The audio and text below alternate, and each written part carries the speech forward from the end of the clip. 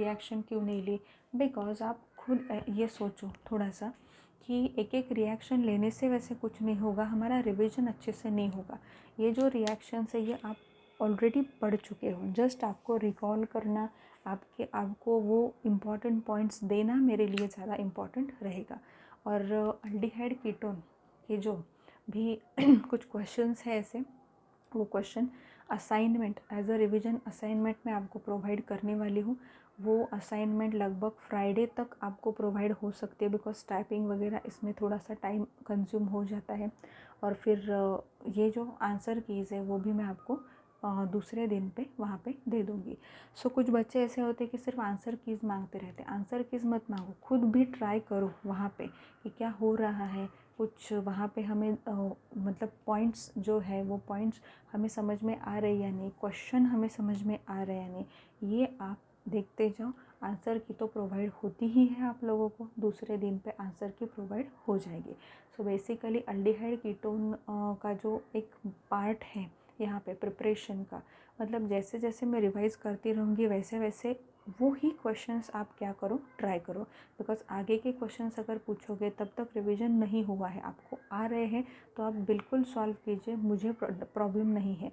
But अगर revision में जो हुआ है उसमें भी कुछ प्रॉब्लम्स आपको आ रहे उस क्वेश्चन में, वो मुझे पहले पूछो, ठीक है? क्योंकि रिवाइज़ होने के बाद भी अगर उस पर्टिकुलर क्वेश्चन में डाउट आ रहा है तो कहीं ना कहीं तो वो थोड़ा सा लैकिंग पॉइंट बन सकता है आपकी और मेरे लिए। तो ऐसा ना हो इसलिए मैं बता रही हूँ आपको, जैसे रिवाइज़ हो रहा है वैसे वैसे आगे बढ़ते जाओ। रिवीजन के शीट्स आपको मिलते जाएंगे, तो जैसे ही मिलेंगे वैसे एक एक क्वेश्चन उसमें से सॉल्व करते जाओ। आगे के क्वेश्चन करोगे तो आसानी से हो सकते हैं तो करो, अदरवाइज़ टेक्स्ट बुक सामने रखो, टेक्स्ट बुक से देखो। टेक्स्ट बुक का रीडिंग करना बहुत इंपॉर्टेंट होता है। बहुत से बच्चे टेक्स्ट बुक का रीडिंग नहीं करते और फिर बोलते हैं कि असाइनमेंट में या पेपर में दिया हुआ क्वेश्चन जो था वो आउट ऑफ सिलेबस था।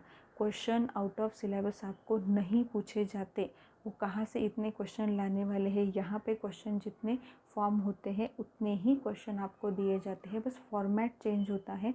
उन्होंने अगर मैच द कॉलम में दिया होगा तो एमसीक्यू में वो कन्वर्ट कर लेंगे, अगर उन्होंने फिल इन द ब्लैंक्स के फॉर्म में आपके टेक्स्ट बुक में दिया होगा तो वो एमसीक्यू में कन्वर्ट कर लेंगे। इस तरीके से भी क्वेश्चन का सेटिंग वहाँ पे होता है। तो नेक्स्ट लेक्चर में हम करेंगे वो जो 5 प्रिपरेशन मेथड्स हमारी बाकी है, बहुत ही इंपॉर्टेंट है। वो इटार्ड रिएक्शन वगैरह है वहाँ पे, कटरमन कोच फॉर्माइलेशन रिएक्शन है वहाँ पे, उसके बाद फ्रीडल-क्राफ्ट असाइलेशन रिएक्शन, वो तो पता है आपको लेकिन एक बार मैं बता दूंगी कि फ्रीडल-क्राफ्ट असाइलेशन रिएक्शन। उसके बाद वहाँ पे अगर देखा जाए तो साइड चेन क्लोरीनेशन जो है वो भी एक रिएक्शन है, कमर्शियली काफ़ी इम्पॉर्टेंट रिएक्शन है for the formation of benzaldehyde, ठीक है? सो ये हम आगे के लेक्चर में करेंगे। तब तक पढ़ाई करते रहो, टेक्स्ट बुक्स पढ़ते रहो, असाइनमेंट्स जो भी है वो सॉल्व करते रहो, डाउट्स पूछते रहो।